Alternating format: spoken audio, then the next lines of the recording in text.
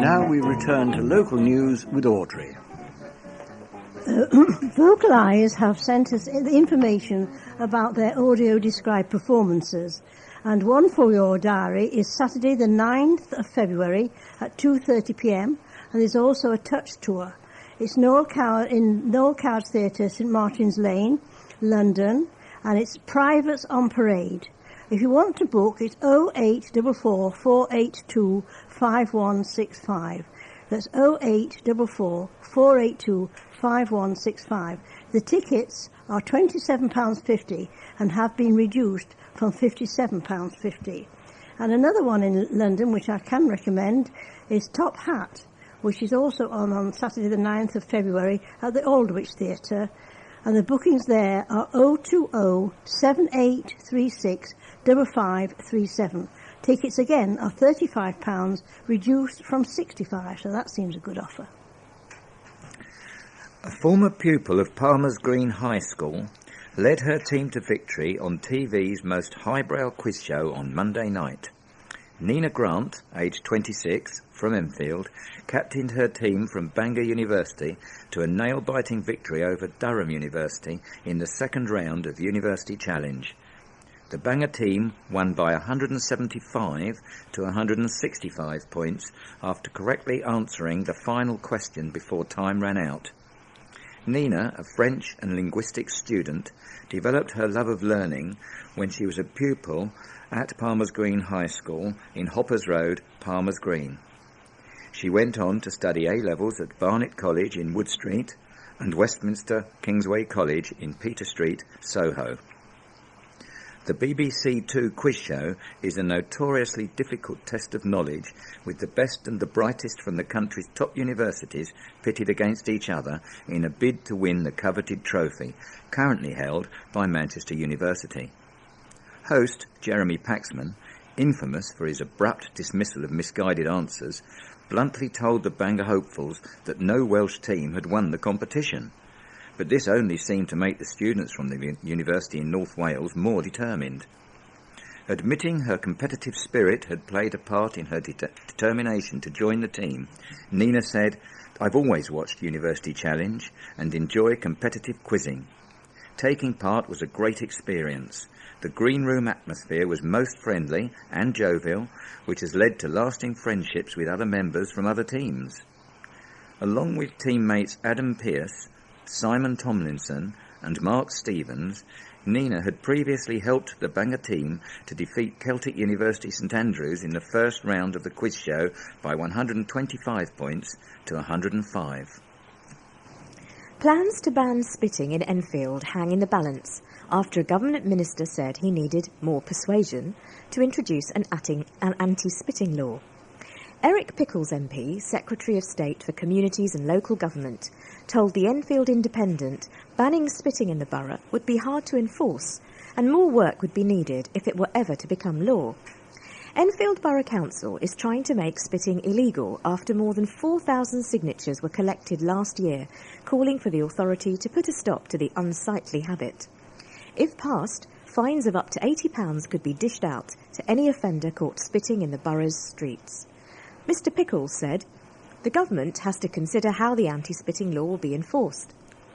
The Conservative politician said if a person was so antisocial as to spit in the street, unless there was a serious risk of their being caught, they would continue to do so, despite the ban.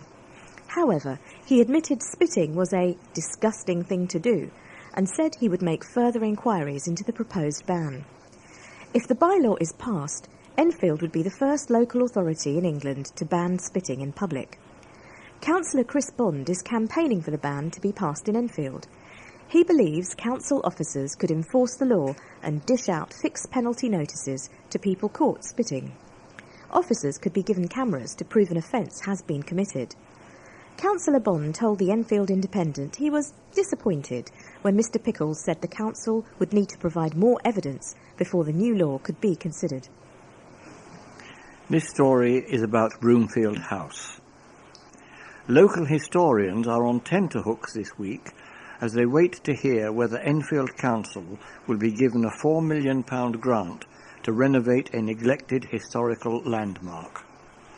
The Heritage Lottery Fund is expected to announce this week whether it will give the borough £4.175 million, which is being sought by the council to restore Broomfield House in Broomfield Park, Palmer's Green. Having been ravaged by fire 3 times, most recently in 1994, the Grade 2 star listed building has been reduced to a crumbling pile, and the exterior of the house is hidden behind protective scaffolding erected to prevent further deterioration. The council worked with community groups to launch the bid for the money in October last year. Colin Younger, from the Broomfield House Working Group, said, "Broomfield House is one of the most important sites in North London. It is Grade 2 star listed, putting it among the top 6% of listed buildings in the country." He explained that despite the ravages of fire and time, when a survey of the property was carried out, it was discovered that half of the historical value of the property remains. During the course of the survey into how viable the building is, we discovered a great deal of things about the building which we didn't know before, such as some of the original structures from when the house was first built remain underneath extensions and add-ons later owners added, Mr. Younger told the Advertiser. The plans for the revamp include restoring the carved balustrade, handrail and the panelling, which is now in storage, and will be returned to the restored interior. But the vision of the Broomfield House Working Group extends beyond a simple restoration project. It wants to transform the building into a community hub with a cafe, function rooms, historical displays and even film screenings. The total cost of the restoration of the house is expected to be around £6.7 million, with £200,000 coming from a Greater London Authority grant and the remainder made up from community fundraising. And this is another item from the Secretary of State, Eric Pickles, who's been very busy this week. Secretary of State Eric Pickles admits he is concerned for traders due to the prevalence of parking fees in Enfield. The Conservative politician who leads the Department for Communities and Local Government told the Enfield Independent he knows high parking charges can have a detrimental effect on shops by driving customers away from the borough. He said expensive fees could keep shoppers away from the high street, which can often lead to the erosion of the community. Mr. Pickles said it was popular for councils to bump up the charges, grab the money and run. But there were other ways to raise money. He said traders were already adversely affected by business rates and parking charges could keep drivers away from town centres. He said, "Do we want to encourage local shops? Do we want to encourage trade at a time when a lot of high street names are disappearing in the places we call home? The things that make a local community are the local shopping centres." More than 600 people have signed a petition against Enfield Borough Council's proposals to introduce a controlled parking zone throughout much of Edmonton. Traders said earlier this month the fees, which could see people charged up to £120 per year to park outside their homes, would kill businesses in the area. Enfield Council has set out proposals for an eco-car wash scheme aimed at helping disabled people and war veterans into employment while increasing trade for shops in Enfield town. The council is hoping to start a recruitment drive next month for Future Clean, an environmentally friendly car valet service which will be run by disabled adults at the multi-storey car park in Palace Gardens. The scheme is aimed at providing training and paid work for disabled adults. It is also hoped that ex-servicemen and women will be employed as mentors and that the proposals, which were approved by Cabinet last week, will increase the number of visitors to the town's shopping centre. The Council's Integrated Learning Disabilities Employment Service will be recruiting staff who will be expected to work between 15 and 18 hours a week for a London living wage of £8.55 per hour. 3 hours per week will be dedicated to training towards national vocational qualifications in customer service and business development. CTEC, the government's largest provider of employment and training programs, is helping to get the scheme off the ground by providing equipment costing £3,000 and meeting other start-up and day-to-day management costs, including staff salaries. The council is putting in a one-off £1,500 payment to help get the scheme up and running as soon as possible.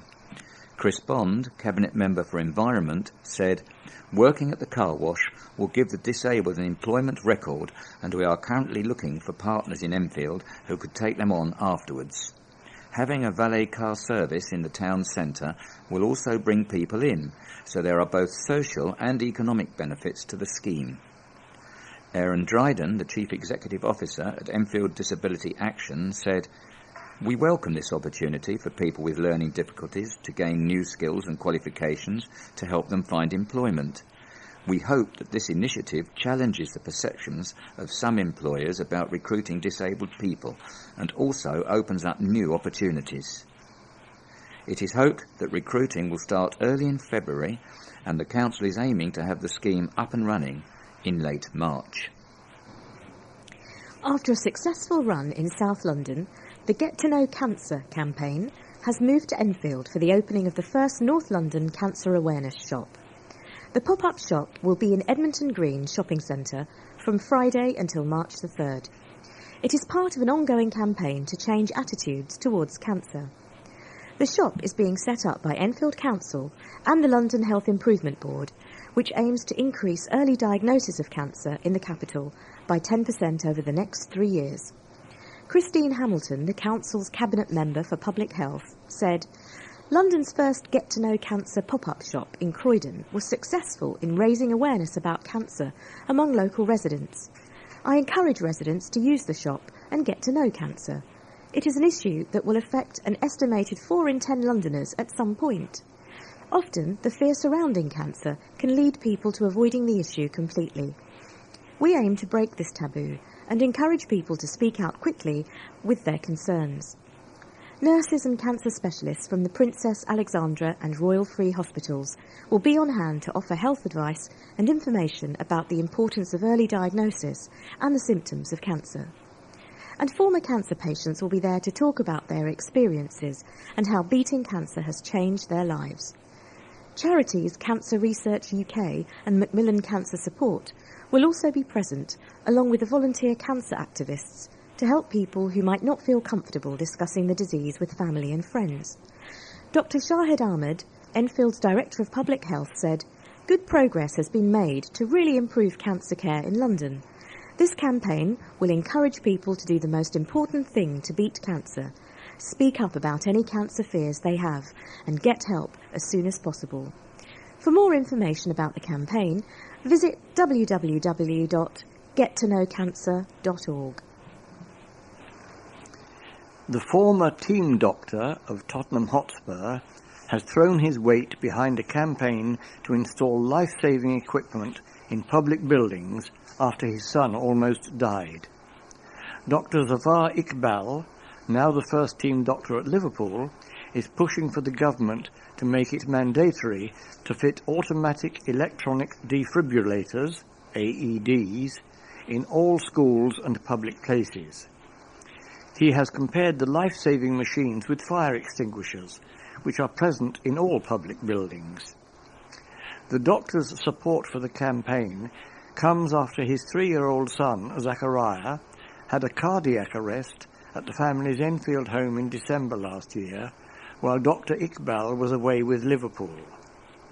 Zachariah was born with a heart condition that can cause a rhythm abnormality, and as a result, the family has a defibrillator in the house that Dr. Iqbal's wife was able to use to save his life.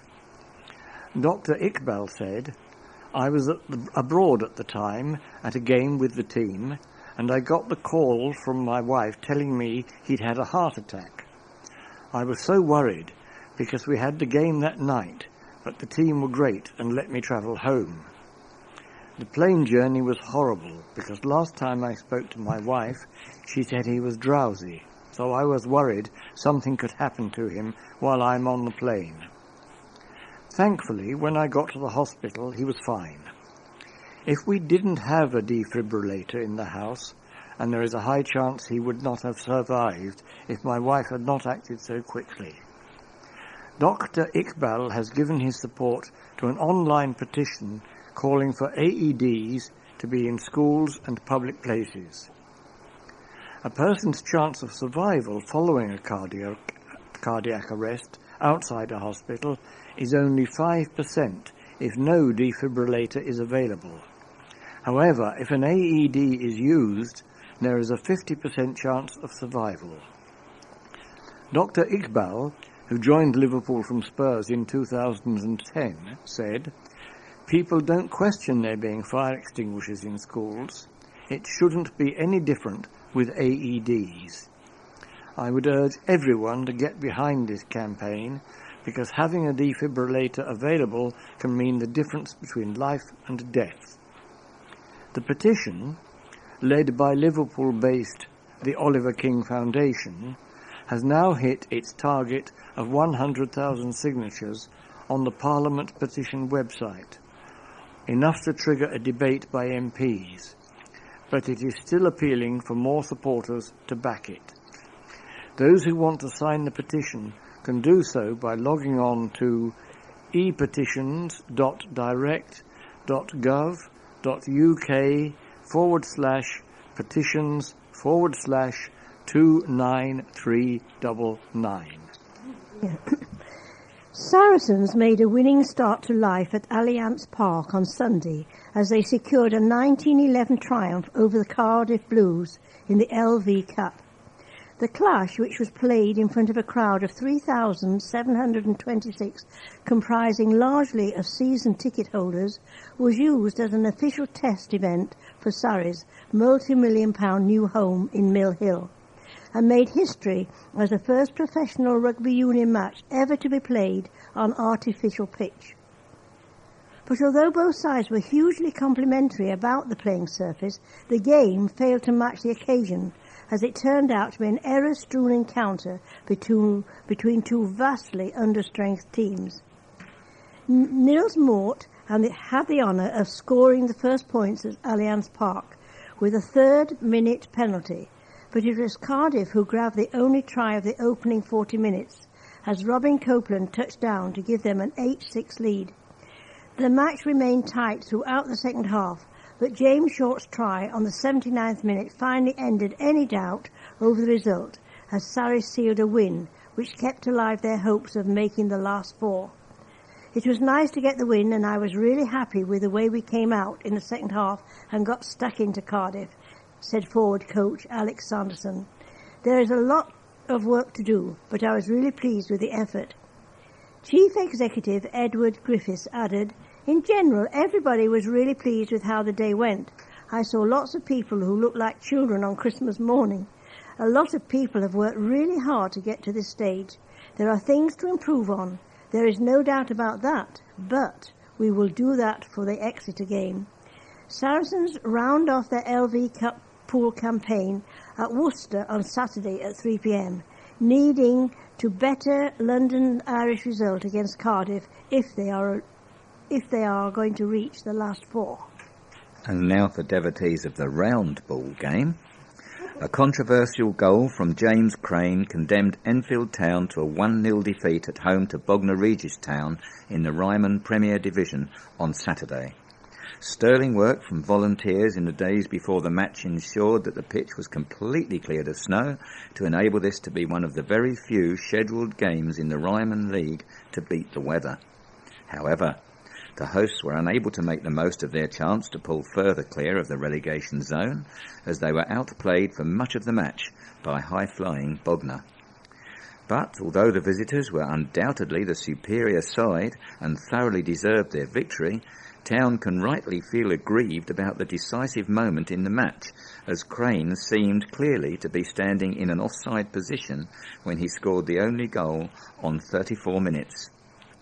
"We were beaten by the better side," manager Steve Newing said. "They are up there challenging for a reason, and they definitely deserved to win. The only disappointing thing was that their goal was offside. I don't get how the official could have missed that, because he was right in line, but at least he was decent enough to say to me that he had probably made a mistake. Everyone who went along to clear the pitch did ever so well to get the game on.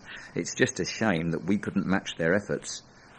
They were by far the better side in the first half, but I thought it was pretty even in the second half, and we had as many scoring opportunities as they did. But Noel Imber made a number of good saves to keep us in the game. Bognor quickly took control of the match and soon began threatening in attack, with Harvey White becoming the first man to be thwarted by Imber after finding himself clean through on goal. But Town's resistance was finally broken 11 minutes before half-time when Ashley Robinson delivered a low cross to the far post, which Lewis Stockford latched onto. He miscued his shot, but the ball fell perfectly for Crane to sweep home from close range. The hosts improved significantly after the interval and created a number of chances to get back on level terms, the best of which saw Liam Hope's header brilliantly saved by keeper Nick Jordan.